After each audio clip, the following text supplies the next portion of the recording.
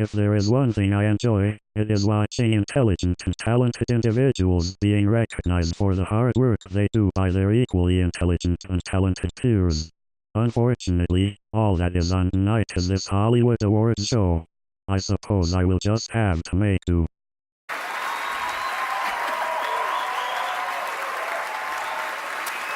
Thank you. Thank you very much. Thank you. Please sit down. Please sit down. Thank you. I love you all, but you'll have to forgive me. I've lost my voice in screaming and lamentation this weekend. Absolutely nothing about that statement sounds exaggerated. And I have lost my mind sometime earlier this year, so I have to read. If you have genuinely misplaced your brain, then reading from those cue cards must be exceedingly difficult. Being an actress is clearly much harder than it looks.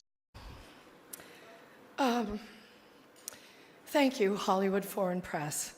Just to pick up on what Hugh Laurie said, you and all of us in this room really belong to the most vilified segments in American society right now. Think about it. Hollywood, foreigners, and the press.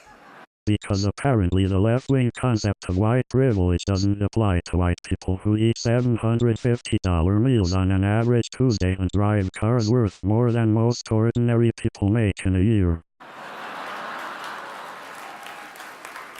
But who are we? And you know, what is Hollywood anyway? Good fucking question. It's just a bunch of people from other places. I was born and raised and educated in the public schools of New Jersey. Viola was born in a sharecropper's cabin in South Carolina, came up in Central Falls, Rhode Island. Sarah Paulson was born in Florida, raised by a single mom in Brooklyn. Seriously, all of you get paid more money than most of the rest of us see in our entire lifetimes just to do one shitty movie. But please, tell us more about how you're all just regular people.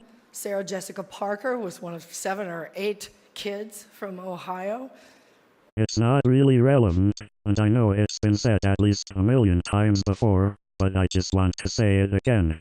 Sarah Jessica Parker has to be the most exceptionally unattractive woman who has ever lived.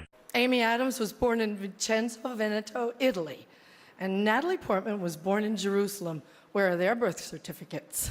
Probably in their personal safety deposit boxes, if they had enough common sense to put them there. And the beautiful Ruth Nega was born in Addis Ababa, Ethiopia, raised in Ireland, I do believe. So it's not cultural appropriation when celebrities do it? Or are the Irish just not considered marginalized enough for it to matter if you do a shitty impersonation of their accent? And she's here nominated for playing a small-town girl from Virginia. Ryan Gosling, like all the nicest people, is Canadian. A fucking leaf. And Dev Patel was born in Kenya, raised in London, and is here for playing an Indian raised in Tasmania. And George Clooney was raised by wolves, and Tom Hanks can communicate with porpoises, and Leslie Jones is really just 2 mandrills in a horse costume. Will you just get to the fucking point already? So Hollywood is crawling with outsiders and foreigners. And if we kick them all out, you'll have nothing to watch but football and mixed martial arts, which are not the arts. Okay, I'm just going to stop you for a moment here. For one thing, it is worth noting that MMA fighting is well known for employing both male and female contenders from ethnically diverse backgrounds, probably quite a bit more diverse than the laundry list of movie stars you just name-dropped.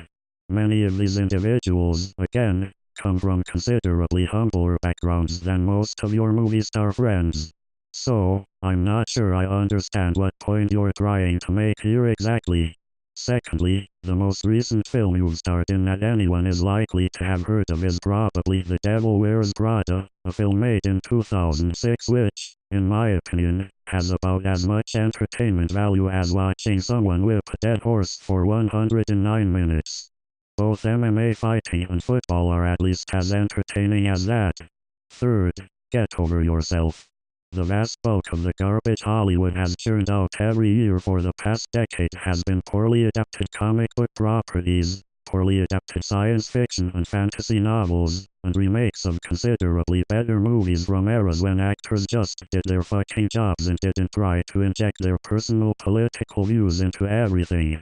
Nothing that any of you people produce comes even close to being considered high art by anyone with an IQ higher than that of a potato. In fact, the vast bulk of it barely even qualifies as entertainment, and you've got a lot of nerve taking a shot like that.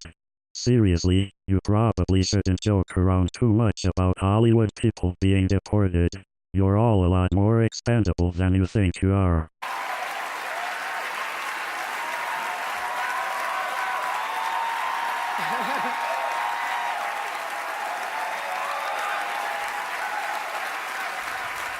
They gave me 3 seconds to say this. Longest 3 seconds of my life. So, an actor's only job is to enter the lives of people who are different from us and let you feel what that feels like. Actually, your job is to get paid literal millions of dollars to pretend to be somebody else for a couple of hours.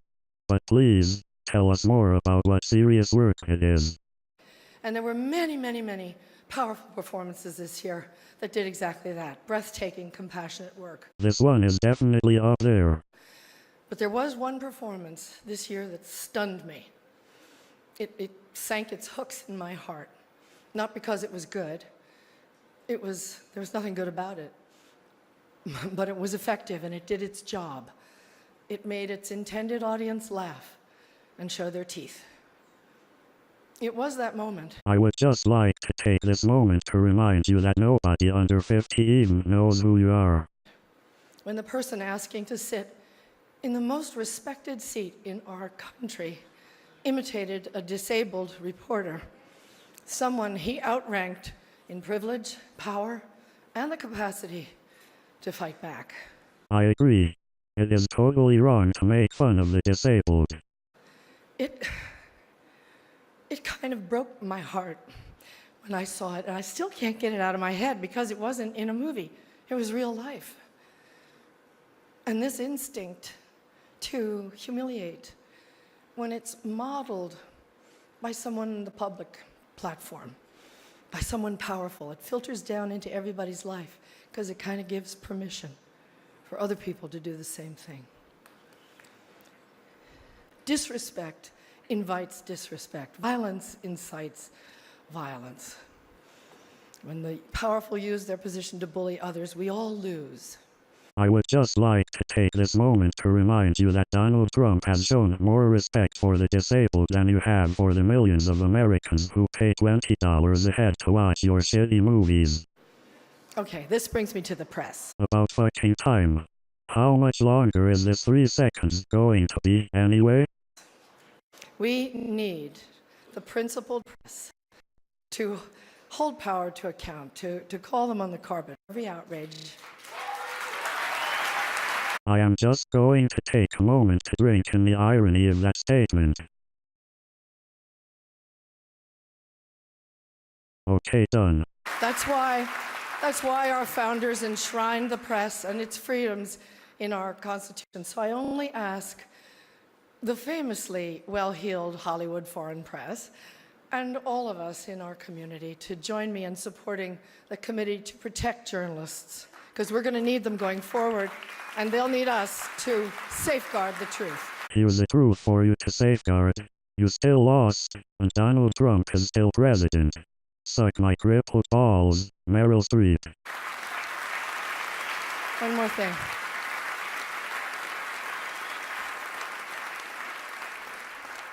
Once, when I was standing on the set one day, whining about something, See what a classy guy I am? I'm not even going to take that shot.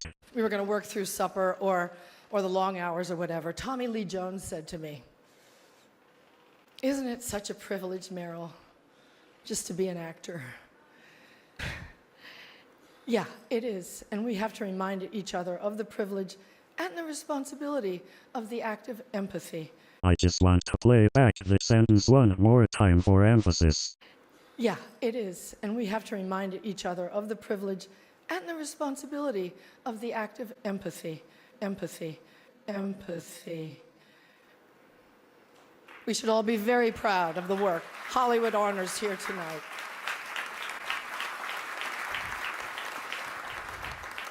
As my friend, the dear departed Princess Leia, said to me once, take your broken heart, make it into art. Thank you for it. A final parting cliché from a walking cliché who is a legend amongst her fellow walking clichés. Dynamite. Well, that's about all the time I have tonight to listen to celebrities complain. I think I will now go out and seek a better way to spend my time, possibly by driving my wheelchair into a swimming pool and drowning myself, so I will know for certain that I will never have to sit through the Golden Globe Awards ever again. It has been a pleasure. Good night.